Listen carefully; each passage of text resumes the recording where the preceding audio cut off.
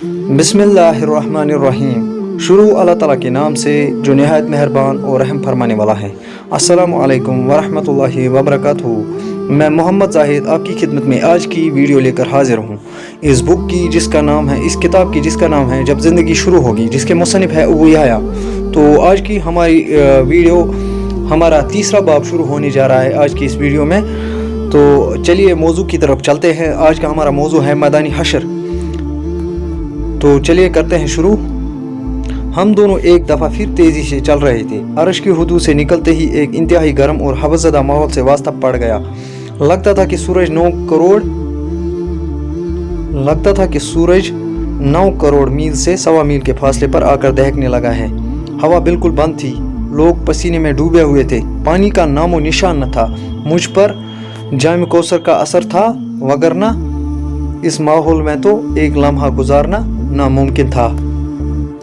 मगर मैं देख रहा था कि अनगिनत लोग इसी माहौल में बदहाल घूम रहे थे। चेहरों पर वहशत, आंखों में खौफ, बाल खाक आलूद, जिस्म पसीने से शराबूर, वजूद मिट्टी से आटा हुआ, पाँव में छाले और इन छालों से रसता हुआ खून और पानी। यास व हिरास का ये मंजर मैंने जिंदगी में पहली बार देखा था। हर तरफ अफरा तफरी छाई हुई थी। हर किसी को अपनी पड़ी हुई थी। मेरी नज़रें किसी ऐसे शख्स को तलाश कर रही थी जिसे मैं जानता हूँ। पहली शख्सियत जो मुझे नज़र आई वो मेरे अपने उस्ताद फरहान अहमद की थी। उन्होंने दूर से मुझे देखा और तेज़ी के साथ मेरी निगाहों से ओझल होने की कोशिश करने लगे। मैंने सालिया से कहा, उन्हें रोको, ये मेरे उस्ताद हैं। उन्हें रोको, ये मेरे उस्ताद हैं। मैं इनसे बात करना चाहता हूँ, मगर उसने मुझे उनकी तरफ बढ़ने से रोक दिया और तासुब आमेज लहजे में बोला, देखो अब्दुल्ला, अपने उस्ताद की रुसवाई में इजाफा मत करो। इस वक्त यहाँ कोई शख्स अगर ख्वार व खराब हो रहा है तो समझ लो उसके साथ अदल हो चुका है। वो खुदाई कसौटी पर खोटा सिक्का निकला और इसी लिए इस हाल में है। मैं तड़प कर बोला, मगर हमने तो खुदा परस्ती और आखिरत की सोच और इखलाक की सारी बातें इन्हीं से सीखी होंगी। सालिया ने बेपरवाही से जवाब दिया, मगर इनका इल्म और इनकी शख्सियत नहीं बन सका।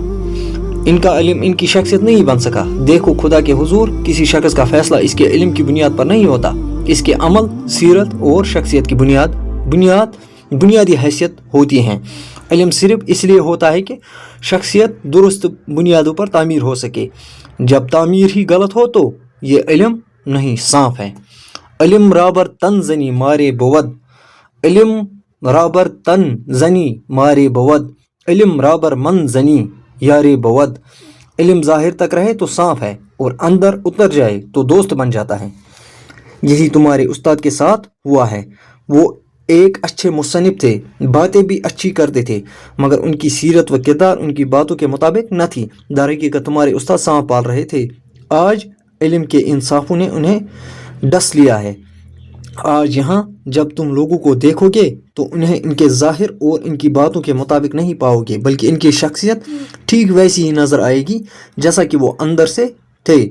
याद रखो, खुदा लोगों को उनके ज़ाहिर और उनकी बातों पर नहीं परखता, वो अमल और शख्सियत को देखता है। खासकर अहले इल्म का एहतिसाब आज के दिन बहुत सख्त होगा।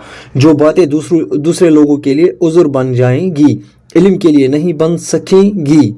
मगर इन्होंने बड़ी कुर्बानियाँ दी थी। मैंने हार न मानते हुए कहा, हाँ, मगर इनका बदला इन्हें दुनिया में ही मिल गया। सालिया ने जवाब दिया, इल्म की गलतियां माफ़ हो सकती है, मगर शख्सियत और अमल की कमज़ोरी आज के दिन इसी हाल में पहुंचाएगी जिसमें तुम्हारे उस्ताद मुब्तला हुए हैं। खैर, अभी तो ये दिन शुरू हुआ है, देखो आखिर तक क्या होता है। मैं सदमे की हालत में देर तक गुमसुम खड़ा रहा। मैं एक यतीम शख्स था जिसका कोई रिश्ता नाता न था।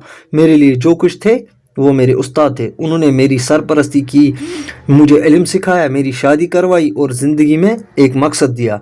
जो शख्स मेरे लिए बाप से ज़्यादा मुकद्दम था, उससे इस हाल में देखकर मुझे एक शौक़ लगा था। मैं इस कैफियत में अपने माहौल से कतअन लाताल्लुक़ हो गया।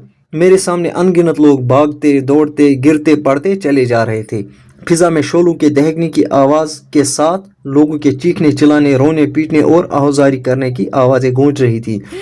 لوگ ایک دوسرے کو برا بھلا کہہ رہے تھے، گالیاں دے رہے تھے، لڑ جھگڑ رہے تھے، وہ الزام تراشی کر رہے تھے، آپس میں گتم گتا تھے۔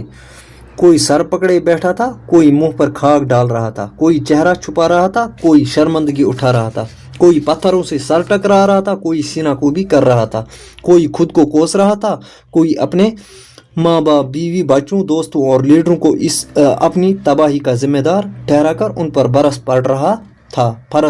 رہا تھا۔ ان سب کا ایک ہی مسئلہ تھا، قیامت کا دن آ گیا اور ان کے پاس اس دن کی کوئی تیاری نہیں تھی۔ اب یہ کسی دوسرے کو الزام دے یا خود کو برا بھلا کہے، ماتم کرے یا صبر کا دامن تھامے، اب کچھ نہیں بدل سکتا۔ اب تو صرف انتظار تھا کائنات کے مالک کے ظہور کا، جس کے بعد حساب کتاب شروع ہونا تھا اور پورے عدل کے ساتھ ہر شخص کی قسمت کا فیصلہ کر دیا جانا تھا۔ مگر میں اس سے بے خبر نہ جانے کتنی دیر تک اسی طرح گم سم کھڑا رہا۔ یکایک میرے بالکل قریب ایک آدمی چلا آیا۔ ہائے، اس وقت تو موت اچھی تھی، اس سے تو موت اچھی تھی، ہائے اس سے تو موت اچھی تھی، اس سے تو قبر کا گڈھا اچھا تھا۔ یہ چیخ نما آواز مجھے واپس اپنے ماحول میں لے آئی۔ لمحہ بھر میرے ذہن میں ابتدا سے انتہا تک سب کچھ تازہ ہو گیا۔ تو اسی کے ساتھ آج کا یہ ویڈیو اختتام کو پہنچا۔ اپنے میزبان محمد زاہد کو دیجیے اجازت۔ السلام علیکم ورحمۃ اللہ وبرکاتہ۔ انشاءاللہ اگلی ویڈیو میں آپ سے ملاقات پھر ہوگی، تب تک کے لیے دیجیے اجازت۔ اللہ حافظ، اللہ نگہبان۔